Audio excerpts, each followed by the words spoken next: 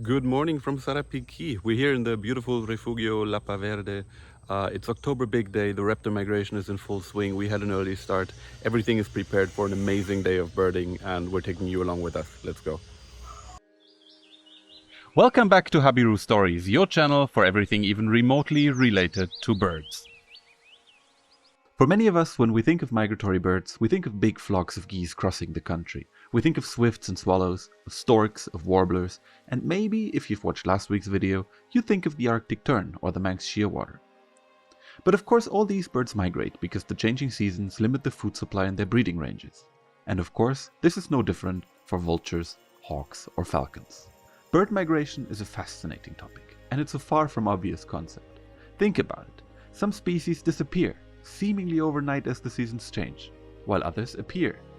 This odd phenomenon sparked a number of interesting and sometimes downright audacious theories.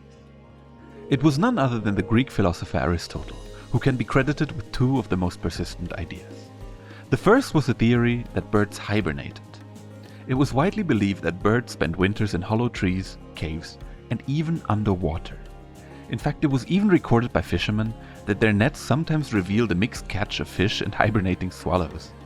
Human imagination is truly limitless. In 1555, the Archbishop of Uppsala in Sweden published a work that described the gradual warming of these hibernating swallows, claiming that once they warmed up, they'd be able to fly again, but didn't survive for very long. The second theory is the theory of transmutation. Birds disappear while other animals appear. From this, Aristotle reasoned that the animals must be one and the same, shifting shapes or changing plumage. Like I said, migration is not an obvious concept. A 1703 pamphlet by, quote, a person of learning and piety comes to the, quote, probable solution that birds wintered on the moon. You're almost there, buddy. Close, but not quite. So migration remained a mystery. The hibernation theory in particular stuck around for more than 2,000 years. Some scientists were on the right track though, and the pieces fell into place when an arrow appeared. In 1822, a white stork was found in northern Germany, carrying a 75 centimeter long African spear in its neck. Tragic for the bird, which showed remarkable resilience on its journey nonetheless, but a relief for scientists. Finally, a conclusive proof that the storks that were seen in Africa during winter months were the same bird that showed up in Europe in the summer. Long-distance migration began being understood. Today, of course, we have technological means that help us understand this whole ordeal a lot better. We can track birds using a variety of devices, from very simple, that is banding, to very sophisticated, which is satellite telemetry. So today we know a lot more about where they go. But what about the how? We aren't fully sure yet, but we have some ideas. Birds seem to combine several senses to navigate when they undergo their incredible journeys. They can get compass information from the sun and stars, much like sailors do. Researchers have found specialized cells in their eyes that may help them see the Earth's magnetic field. Heck, there might be quantum mechanics involved. Raptors, however, differ from many other migrating species in one aspect. They travel by day, using thermals and winds to make progress and landmarks to navigate. They travel in large groups along so-called flyways. And we're on one of those flyways today, hoping to catch some migration action.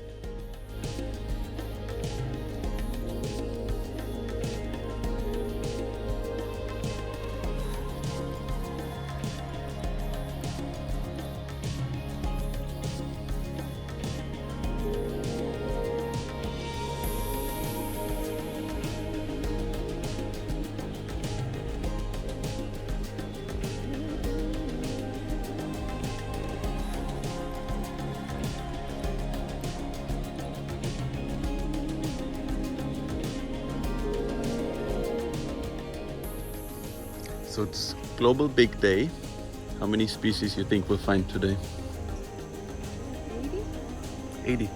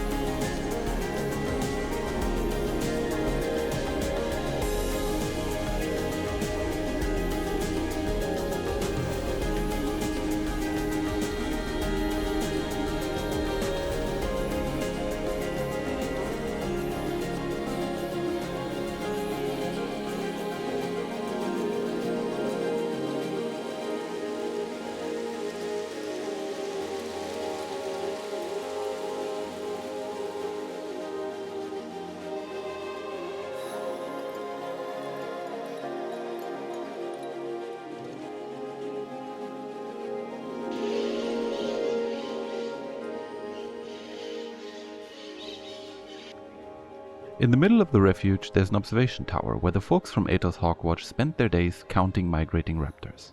So we joined them for a bit.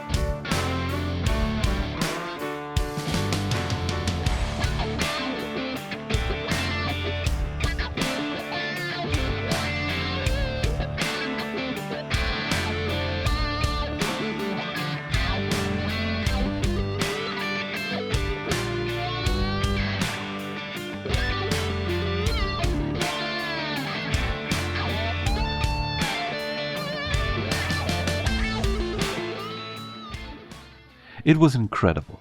Hawks and vultures flying, a peregrine falcon hunting, snowy cotingas hopping from tree to tree, and then this happened.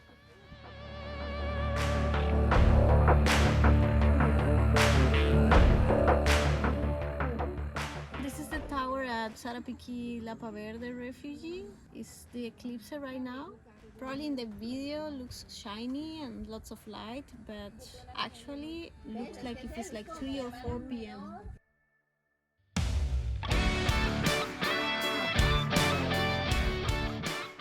I think the camera is dealing with the eclipse light better than we are, better than our eyes are, but still pretty spectacular. And usually this is a dead time during the day. It's about noon, maybe quarter past. Usually no birds around, and now it's just full and everybody's active. We just saw a peregrine falcon hunting. It's pretty cool. So we thought we'd head back to the station, do some birding along the way, grab some lunch and then head back to the tower. But when we came back, this happened.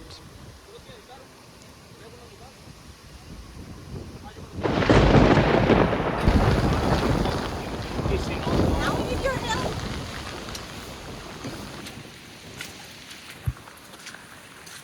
Testing how waterproof our gear is. First impression is not very. Shoes are waterproof, which means they keep the water in. So all in all, what can we say about today? Let's say the great Raptor Migration was cut a little bit short by first an eclipse and then a thunderstorm. But nonetheless, it was a great day. I mean, we had fun, and we're still having fun. And there was more fun on the way. We had a night walk planned. Ready for the night walk? So excited, so happy. Jon is the resident herpetologist of Lapa Verde. Every night he walks these paths to survey amphibians and reptiles. Tonight we get to follow him.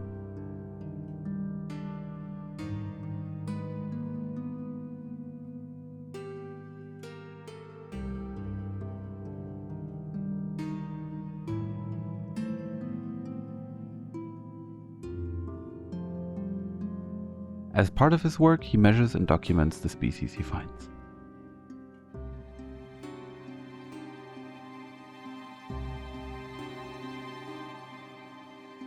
It's all fun and games until you meet a worthy opponent.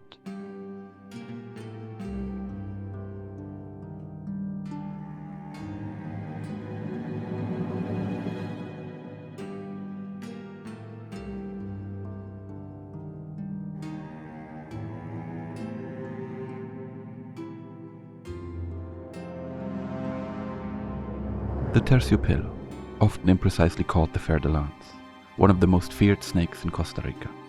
A highly venomous pit viper known to be fierce and aggressive. It takes a certain kind of madness to go out and look for and then measure them.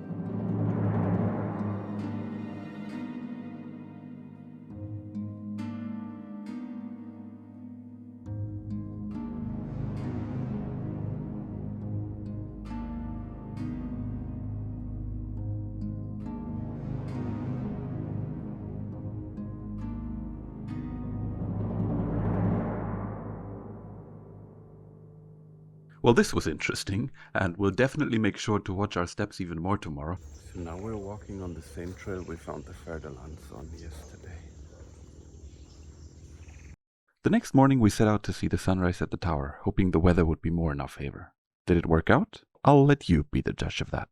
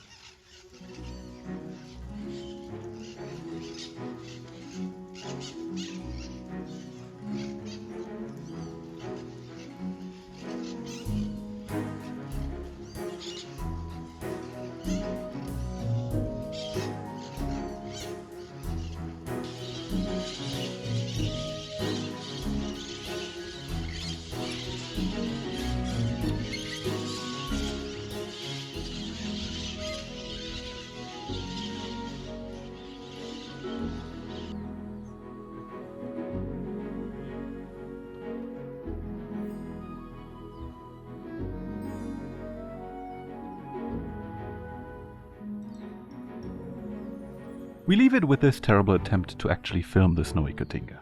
All in all, it was a fun weekend. We came up just short of our target 80 species, but considering the circumstances and not doing a lot of heavy birding, we're happy with what we saw. The snowy cotinga was a super nice surprise. It's always great to see king vultures, and the flyover of a Cooper's hawk was probably the best migrating species we saw. A few things could have been better, but it was a great weekend for sure. So our great raptor migration turned into an okayish raptor migration.